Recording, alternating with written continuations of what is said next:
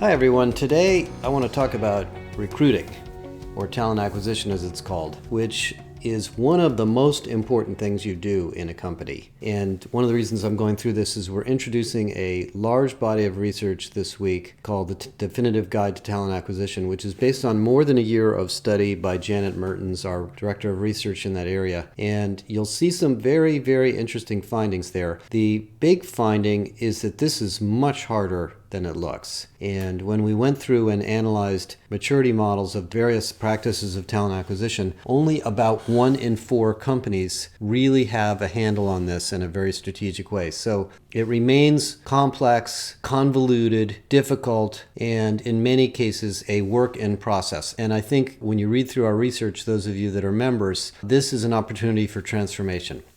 So first of all, the problem. The problem we face is we have had roughly 14 years of economic growth interrupted by a pandemic, an ever increasingly tighter labor market. We're now at a point where the unemployment rate is 3.6% in the United States. 4 to 4.5 million people are quitting jobs every month, and the number of jobs open or the number of jobs available keeps going up. People keep creating jobs. So what's essentially happening is your company is growing, and even though you've automated and digitized a lot of things, you need people. And the jobs that are available and the jobs that have not recovered from the pandemic are really in areas like leisure, hospitality, restaurant service, truck drivers, nurses. They're really human-centered jobs that cannot be automated. So this problem is not going to go away. The second thing going on is a lot of people have left the labor force. The participation rate is around 62.5%. It goes up and down a little bit over the period of time, but it's relatively low. Around 2 million people retired early during the pandemic, mostly boomers. Some of them will come back to work, but that's reducing the labor pool. The birth rate is down, the fertility rate is down, and a lot of research that I've been looking at recently also shows that childcare has become a critical issue for workers in the high-end demand jobs. So people are staying home because they've had the opportunity to be home and work from home, and they may not want to come back to work at all. So the supply chain of labor is constrained and will be for quite a long time to come unless something else happens in the economy. The third interesting statistic is something that's quite staggering. It's called the fill rate. The fill rate is the percentage of jobs filled compared to those that are created each month. So in a given month, if 1 million jobs are created in the United States and 600,000 are filled, the fill rate would be 60%. Well, the fill rate over time is usually 1 or more. So usually there are more jobs filled than there are jobs created because there's a lot of job mobility. But at this particular point in time, if you look at the Bureau of Labor Statistics data, it is the lowest it has ever been. It's 60%. So in other words, for every 10 jobs that you open up in your company, only 6 are getting filled, which means we're falling further and further behind. There are more and more open jobs being created every month. That's why the unemployment rate is going down. Now, you have to match people to those jobs, so this isn't a purely economic thing. There's a lot of human issues under the covers. So let's talk about recruiting. Now, first of all, the traditional model of recruiting used to be called post and pray. You get a job rec written often by a manager, not an HR person. He says, I want somebody to do so-and-so, so I want somebody with such and such a job title. You post it on a job board or a series of job boards. You buy a bunch of advertising and you turn it over to a recruiter. And the recruiter has 20, 30, sometimes 40 of these jobs to fill. And the recruiter looks at the incoming stream of resumes, calls people or contacts people over the phone, sets up interviews, puts together a process for interviewing, and tries to get people to go through that process. And if it's a hard to find job, and many jobs are difficult to fill and you don't get a lot of good applicants, they do what is called sourcing. They go out there and find people. They talk to people, they network, they get to know people, and they become more like headhunters. That doesn't work anymore. I mean, it sort of works, but it really doesn't. And what we found in the research is that that process in most companies has been more or less standardized. About 45% of companies have standardized that process, but it doesn't get the value add that it needs. Because, of course, the real key to hiring a great person is knowing the job, knowing the manager, knowing the culture of the company, clearly matching the individual's career and aspirations with the company, making sure the job is physically close enough to their home, that the benefits match their particular stage of life, and that the team and manager get along with that person and like that person. So there's a lot of human issues involved. And what we went through as we studied this, you'll see in our maturity model, is that the fourth level of maturity we call creative and human-centered. Because what you really want to have happen is all of these things are standardized to make it easy to apply for a job and easy to assess candidates and easy to interview people and easy to compare candidates against each other and be completely diverse and inclusive in the process, of course, and not focus only on white male candidates who went to good schools, for example, but also that the humans, the recruiters and the hiring managers can really get involved in the fit. Because as our research now finds from the last several quarters, companies are going through a lot of redesign of their organization, redesign of their jobs. We now hear people say employee experience is a little bit dated. It's now designed for productivity. How do we define the role of the job so that it leverages the technology we have effectively and it can be done in a more scalable way, because we know we're not going to be able to hire as many people as we thought we were.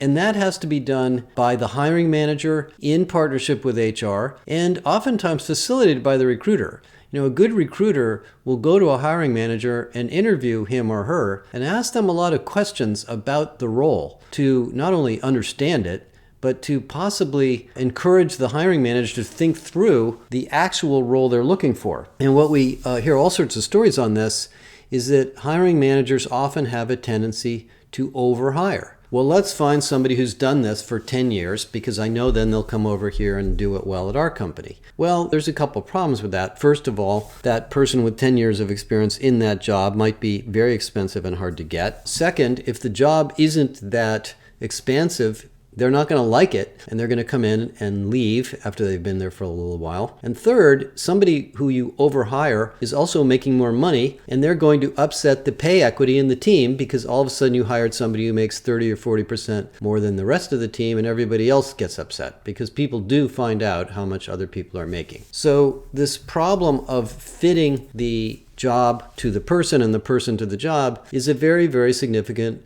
part of talent acquisition. It isn't just filling slots like a headhunter. Now, there also is a big headhunter role to this. And one of the things that comes out of the research is the recruiter is one of the most important parts of the process, despite the role of AI and technology and video interviewing and everything else. And the recruiter has to recruit internally as well as externally. What most companies are starting to realize is that many of the best candidates they have for a given position are already in the company. They're just doing something else. And we didn't know who they are, and they are not aware that this job is available, and we haven't had a way to match them up. So through talent marketplace systems, which are growing very fast, and expanding the role of recruiter to be internal recruiters as well as external, we can fix that. And so those are all innovations that come to level 3 and level 4 companies. You know, I wrote about it in this article I put out this week. I did a lot of interviews in this during my work as an analyst, and one of the companies I talked to was a large oil company. And the head of talent acquisition told me when they were looking for oil and gas drilling engineers, which are very, very hard to find, petroleum engineers who oftentimes have PhDs are very rare. There's only like a couple thousand in the whole world. He said, you know, we did a lot of statistical analysis of the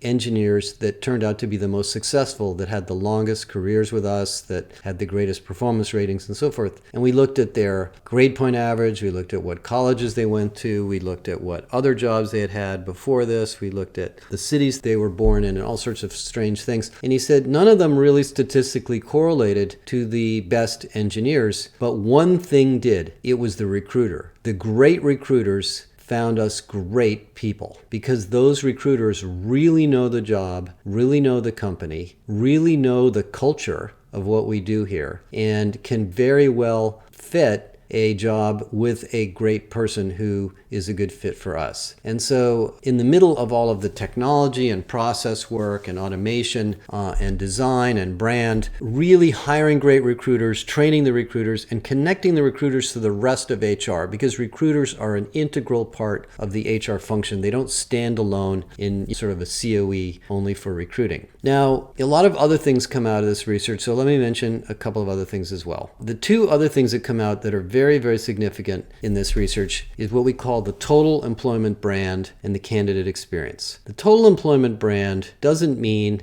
job advertisements with great videos of people who love working here. It means really offering a complete experience to a job candidate that fits their entire life and career desires. Now that sounds like an awful lot, but that is what's going on. When people decide to come to your company, even hourly workers, they are making a big decision about their life. They're making a decision about their daily activities and where they want to commute, who they want to work for, where their career is going to grow, how well they're going to be able to pay for their kids' education, how well they're going to be treated, how well they're going to personally grow in their own personal growth. And they want to be affiliated with an organization that they trust, an organization that's doing great things for society, an organization that's successful and growing. And all of that has to come together in what we call the employment brand. And Glassdoor is in some sense a reflection of that, but you can't change the Glassdoor ratings. So you have to think about, what are you offering? As many companies say, what is your deal?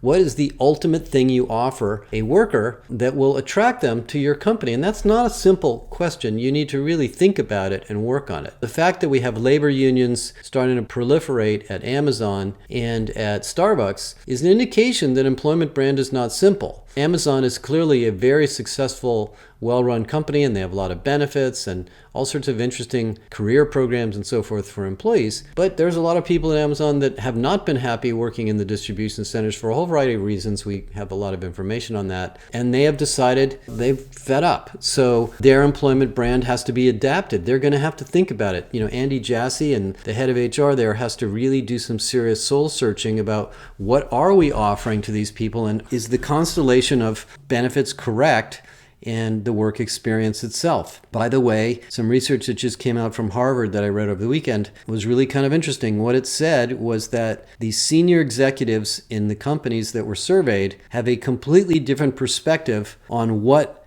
is good and what is valued versus the line managers and the employees. The senior executives tend to think things like career development and educational benefits and tuition reimbursement are really valuable.